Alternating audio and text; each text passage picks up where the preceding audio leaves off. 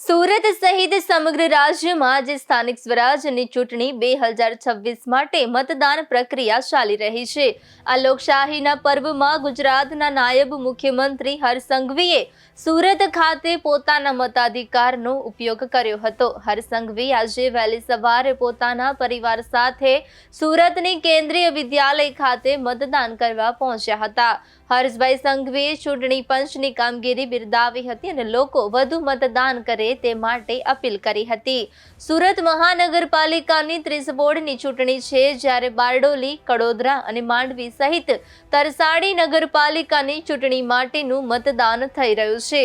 સુરત જિલ્લા પંચાયત માટે 11 તાલુકા પંચાયતમાં, જેમાં ઓલપાડ, માંડવી, અરેઠ, કામરેજ, બારડોલી, માંગરોળ, ઉમરપાડા, 84, પલસાણા, મહુવા અને અંબિકા તાલુકા પંચાયતનો સમાવેશ થાય છે।